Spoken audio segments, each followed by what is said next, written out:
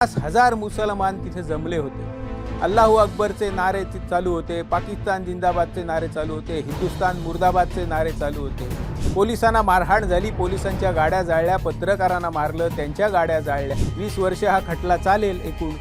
आणि मग बहुतांश साक्षीदार आणि बहुतांश आरोपीच मरून गेल्यामुळे उरले सुरले आरोपी हे निर्दोष सुटणार हे नक्की आहे। बंधूंनो नमस्कार।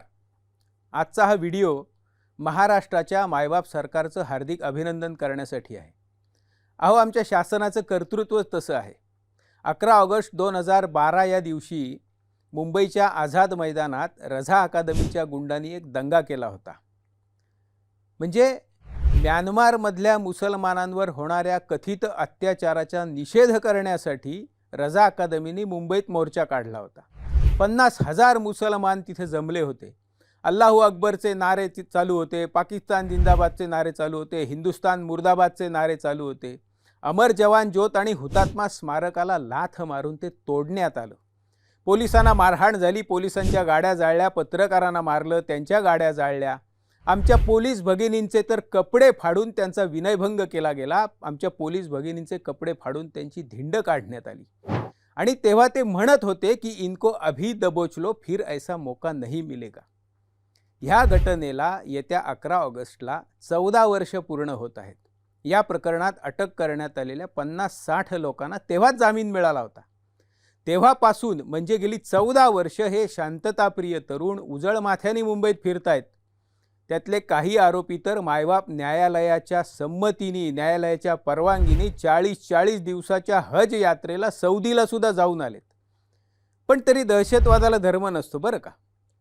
या प्रकरणात महाराष्ट्र शासनाची काय भूमिका आहे बाबा, याचा जरा अभ्यास करू म्हणून मी शासनाच्या वेबसाईटवर, संकेतस्थळावर काही मिळतंय का बघितलं तर 2013 सालचा महाराष्ट्र शासनाचा एक GR मिळाला, ज्यानुसार विद्या कासले यांना या प्रकरणात सरकारी वकील म्हणून नेमलं होतं। पण त्याचं पुढे काय झालं कोणास ठाऊक, कारण 2021 मध्ये पुन्हा महाराष्ट्र शासनाने एक GR काढलाय आणि उमेशचंद्र यादव यांना या प्रकरणात सरकारी वकील म्हणून नेमलंय।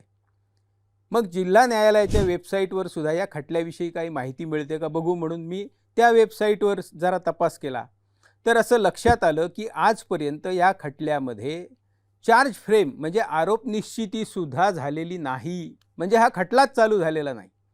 त्यामुळे 14 वर्षानंतर जर हा खटलाच चालू झाला नसेल तर पवनराजे निंबाळकर हत्या प्रकरणाचं जे झालं तसंच काहीसं या प्रकरणात सुद्धा होणार आहे असं दिसतंय।